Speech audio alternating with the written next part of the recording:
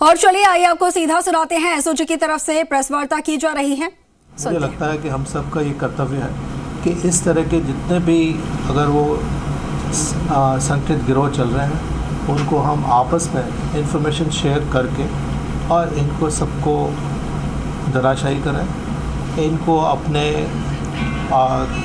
इस प्रकार के जो ये कृत्य कर रहे हैं उनको करने से रोकें, ताकि जो हमारा आम अभ्यर्थी है उसको हम ये सुरक्षा प्रदान कर सकें, उसका ये विश्वास कायम कर सकें कि वो जब परीक्षा देने जा रहा है तो वो परीक्षा एक अच्छे ढंग से हो रही है, स्वतंत्र निष्पक्ष हो रही है और किसी तरह की नकल से प्रभावित नहीं है या किसी तरह के पेपर लीक से प्रभावित नहीं है। तभी सही कैंडिडेट्स का चयन हो पाएगा और जो सरकारी सेवाएं हैं उनमें अच्छे लोग आ पाएंगे। मेरा आपसे ये कहना था। अब आपके जो प्रश्न होंगे, आपके समस्त प्रश्नों का मैं आंसर करूँगा। राठौर साहब, आपने गहन अनुसंधान किया तभी आप आरपीएससी मेंबर तक पहुंचे। मॉडस ऑपरेंडी बता दें कि आखिर आरपीएससी के मेंबर की एक्सेस कैसे थी पेपर तक?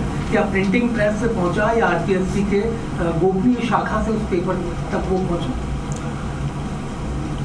इसमें यह है कि जो अभी हमें इन्फॉर्मेशन मिली और वो बात मेरे लिए भी उतनी ही गंभीर है, लेकिन मैं आपके समक्ष उसको रखना चाहूँगा। पेपर सेट करने की जिम्मेदारी सदस्यों को दी गई। अब सदस्य ने वो पेपर सेट करवाया, सेट करवाने के उपरांत वो उन्होंने जिन्होंने उसकी जिम्मेदारी दी उनको वो सुपुर्द कर दिया, लेकिन प्रिंटिंग प्रेस में भेजने से पहले उन्होंने उसकी प्रति, जैसे 6 शायद ये प्रश्न पत्र थे, अलग अलग सेट थे, तो उनकी एक एक प्रति रख ली। उस प्रति को फिर फर्दर जो ये शेर सिंह इनके संपर्क में आ गया था तो उसको धन के एवज में उसको उपलब्ध कराया। तो जो प्रश्न पत्र है वो उपलब्ध कराने वाले ये सदस्य हैं और इसकी जो अभियुक्त था शेर सिंह, इसकी उनसे एक्सेस हुई। आपके जो ये एक चालक जिसको हमने कल गिरफ्तार किया था गोपाल सिंह, तो उसके मार्फत धीरे धीरे मतलब ये ऐसा नहीं है कि कोई ओवरनाइट संपर्क हो गया हो, लेकिन धीरे धीरे उसने अपना संपर्क साधा और एक समय ऐसा आ गया जब दोनों बहुत नज़दीक थे। ये तथ्य अनेक प्रकार से प्रमाणित हैं, जिसमें हमारे पास साक्ष्य है, पर्याप्त साक्ष्य है, जो जिस आधार पर मैं ये कह सकता हूँ कि ये अच्छे ढंग से संपर्क में थे। सर, लेकिन ऐसे में तो ये बहुत बड़ा लैकुना है कि अगर आरपीएससी केवल एक मेंबर से 6 के 6 पेपर सेट करवाती है और वो 6 के 6 पेपर जो है उसके पास होते हैं। ये आपका जो कहना है, ये तो मैं इसकी गंभीरता इसीलिए बता रहा था कि आप और हम, या अभी जब हम इन्वेस्टिगेशन कर रहे थे तब भी हमें ये नहीं पता होता है कि कौन पेपर सेट कर रहा है, किससे वो सेट करवा रहे हैं, क्योंकि वो सब उसको कहते हैं ये हमारा गोपनीय विषय है। लेकिन अब अगर इस गोपनीयता के बारे में एक आम अभियुक्त शेर सिंह जैसे व्यक्ति को अगर पता है तो इसकी गंभीरता आप सही ढंग से समझ रहे हैं। आरपीएससी मेंबर ने कितने में पेपर आगे शेर सिंह को दिया था, कितने में डील? आरपीएससी मेंबर से जो उनकी बेसिकली आरपीएससी मेंबर उनको लगभग 60 लाख रुपए इससे प्राप्त हुए। सर, पेपर तो सील लिफाफे में दिया जाता है, फिर वो खोला नहीं? वो तो सेट उन्होंने ही कराया है। जैसे आज अगर मैं पेपर सेट कर रहा हूँ तो मुझे वो उसकी जो मूल प्रति वो तो मेरे पास है ही, तो उस मूल प्रति में से ही फिर फर्दर उसको लिखवाया गया फिर से, और उसको लिखवाने के बाद फिर फर्दर उसको शेर सिंह को सपोर्ट कर दिया गया। पेपर सेटर्स को भी कार्रवाई नहीं, पेपर्स जैसे मैं मान लो मुझे पेपर सेट करना है तो मैंने आपको कहा कि आप कुछ प्रश्न बना के दीजिए, आप दीजिए, कुछ उनसे बनवा लिए। मान लो आप सबने मिलके 100 प्रश्न मुझे दे दिए, अब तो प्रश्न पत्र मेरे पास आ गए ना, आपके पास तो आपको तो 20 की एक्सेस है, लेकिन मुझे तो सारे 100 प्रश्नों का ज्ञान है ना। सर, ये भांजे की क्या भूमिका है विजय कटारा की? भांजा जो है उनका ये है रोल कि वो इस पूरे जो ये चल रहा है कार्यक्रम, जो किस तरह से पेपर मूल उसका जो स्वरूप था उससे कैसे लिखा गया है दूसरी जगह, तो उसमें उनका है रोल। फिर उनको जैसे शेर सिंह से कुछ जो जैसे सोने का कड़ा प्राप्त हुआ, उसका भी हमने फर्दर इन्वेस्टिगेशन पता करके ये पता लगा लिया है कि कहाँ से, किस ज्वेलर से ख़रीदा गया और किस तरह से इनको मिला है। उसको जो भी ये इस तरह से जो आपस में इनका संपर्क था, उसके बाद क्योंकि ये आपस में इतने घुल मिल गए थे, तो निश्चित तौर पे वो भी इसका एक सदस्य था इस गिरोह का, तो उसको भी धन नहीं देके और एक सोने का कड़ा दिया। विजय डामोर को। जी, आरोपी तो जो अभी तक जो समझ आ रहा है उसमें मूल जो इसका रैकेट है वो तो आपके सामने है, लेकिन कुछ और जो आसपास के जो कुछ आरोपी हैं जो अभी फरार हैं, उनको अभी पकड़ लेंगे। मूल तो जैसे जो आपके अभ्यर्थी वगैरह वो पूर्व में उदयपुर में पकड़े गए, उसके बाद आपके भूपेंद्र सारण उसको पकड़ा, फिर ये आपके अनिल इसको पकड़ा, अभी 3 इनको और पकड़ा। सर सुरेश ढाका को लेके बड़ा सवाल है कि वो कहाँ है, मतलब अभी इनको पकड़ लिया, उसको भी पकड़। सर फिर भी कोई भूमिका भूपेंद्र नहीं, उसकी भूमिका है बिल्कुल, तो वो भी संलिप्त है। हाँ। और वो भी पकड़ा जाएगा, इसमें कोई शक नहीं। आरटीएससी के कुछ और लोग भी इन्वॉल्व हो सकते हैं, नंबर 1। नंबर 2, आप आखिर बाबूलाल कटारा तक कैसे पहुंचे, किस तरीके का इनपुट आपको मिला? प्रथम प्रश्न का उत्तर तो ये है कि अभी आरपीएससी में किसी और की संलिप्तता है या नहीं, ये तो अभी अगर इनके किसी और से अगर आगे तार जुड़े हैं तो वो अभी पता लग जाएगा जितनी हम इन्वेस्टिगेशन और आगे करेंगे। आज तो अभी रिमांड ही प्राप्त किया। और सेकंड आपका प्रश्न, बाबूलाल कटारा तक कैसे पहुंचे, किस तरीके के?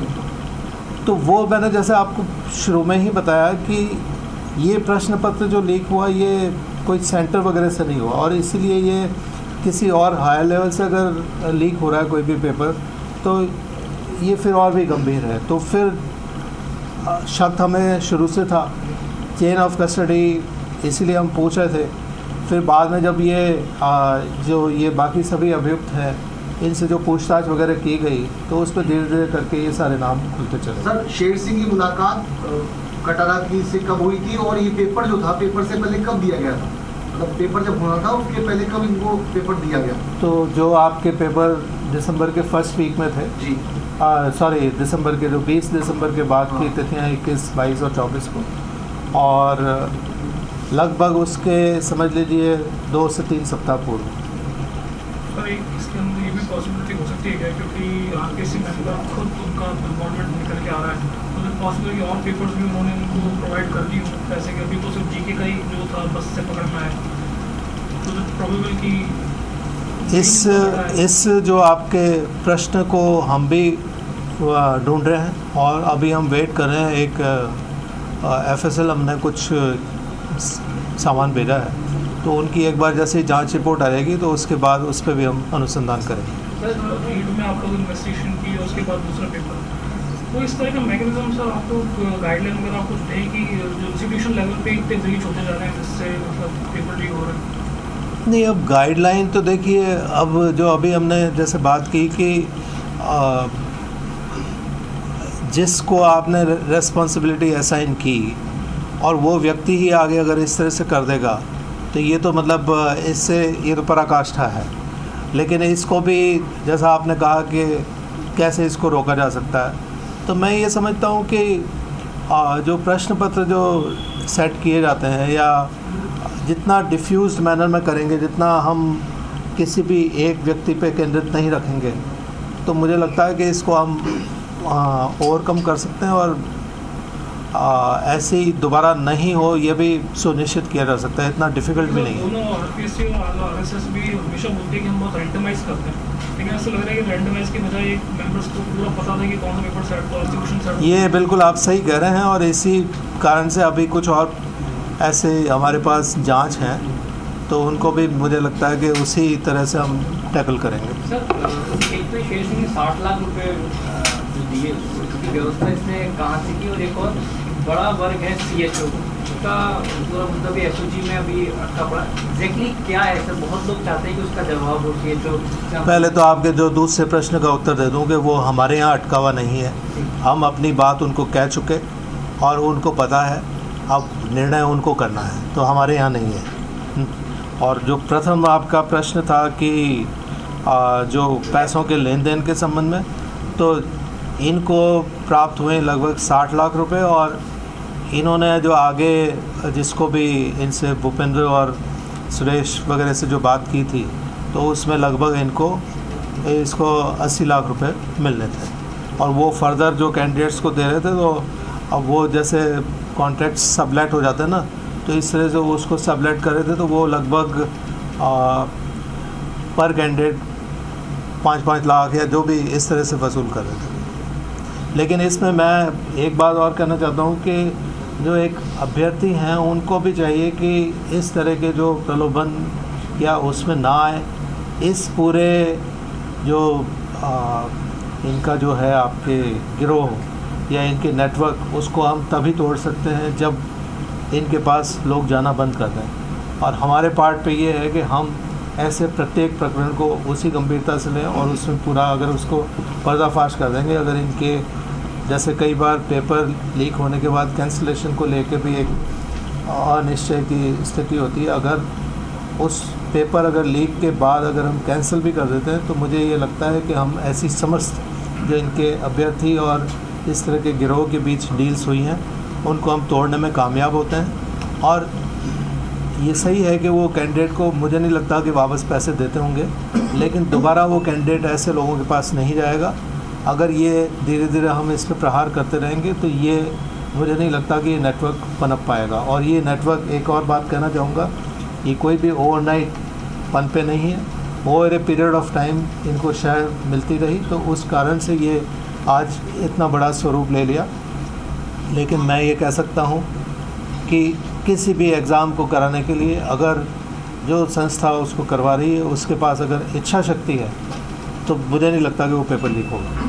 Sir, being a leader of entire investigation team और अब तक का जो इन्वेस्टिगेशन आपने किया, तो आप ये कहने की स्थिति में है कि आरपीएससी का मैकेनिज्म रिगार्डिंग द पेपर्स कहीं ना कहीं उसमें लूपहोल्स हैं, उसमें कोई ना कोई खामी है जो अब तक की इन्वेस्टिगेशन है? ये अब उनको देखिए, ये लीक हुआ, अब उनको पता भी चल गया, उनके एक मेंबर भी का इन्वॉल्वमेंट सामने आ गया, तो ये अब उनको इंट्रोस्पेक्शन या अपने हाउसकीपिंग को वो बेहतर कैसे करते हैं, ये अब उसके लिए उनके वहाँ बैठे हैं जो भी अध्यक्ष हैं, तो ये उनका काम है। वैसे नहीं, मैं उस पर किसी और संस्था पे मैं क्यों कोई टीका टिप्पणी करूँ।